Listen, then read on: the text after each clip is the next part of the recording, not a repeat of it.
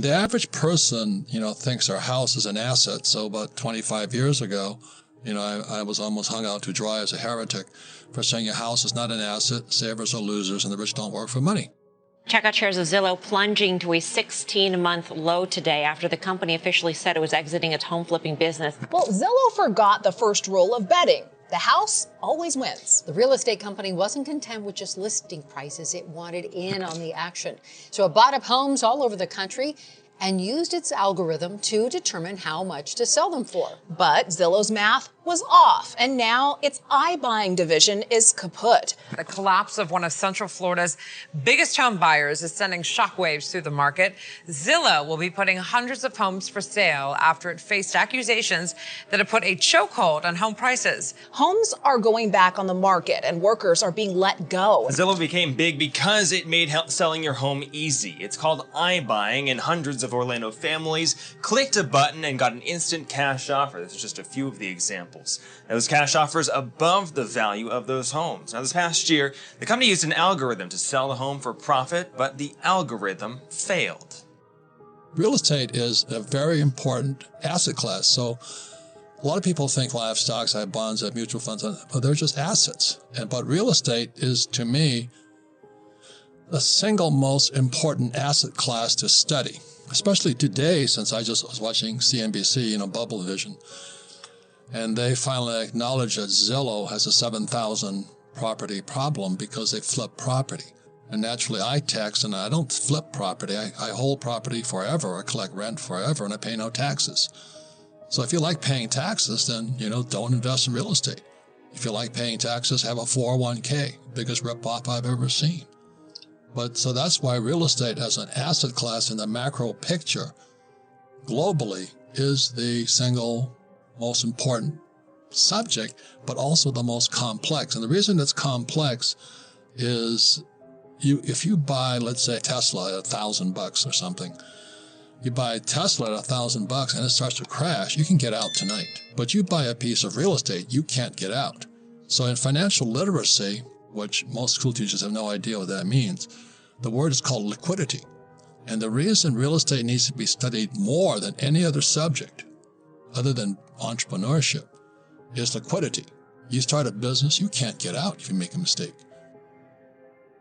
Kim and I are heavily invested in real estate, and we love real estate. We're doing very well in it because we could see this coming. I remember around 2008, just before 2008, there were cranes all over the skies of New York, and there were huge condo projects and all this. You go, it's coming down. The Fed and the Treasury are Marxist. You see, in a true capitalist society, this guy, there was an economist named Schumpeter, says capitalism is failure.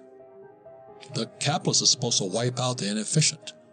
So like when I was not too long ago, there was Blockbuster Video, and my goofy friend wanted me to invest in Blockbuster video stores.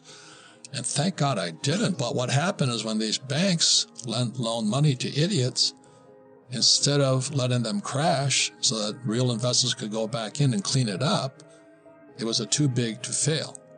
And that's why we're in serious financial trouble today. My rich dad, he says these are 4 asset classes. The most powerful one is, can you start a business that goes international? Can you start a brand, which Rich Dad is, an international brand? But real estate plays an important role on it because that's where I put my money. I lever it up, so I make $1 million at Rich Dad. I borrow $4 million from the banks to create a $5 million asset, which I depreciate. And that's the game. The trouble is most people want to flip the property, which is fine. Well, like, why jump out of a plane when you a perfectly good plane that's flying? I was a pilot, and we had to wear parachutes, and one day I had a chance to jump out of my plane because my engine quit. Well, it's a decision. Do I jump out of this plane? Is this over the swamps of Florida? Or do I land it? So I just coasted that thing into Bruton Air Force Base, Bruton Base at Alabama.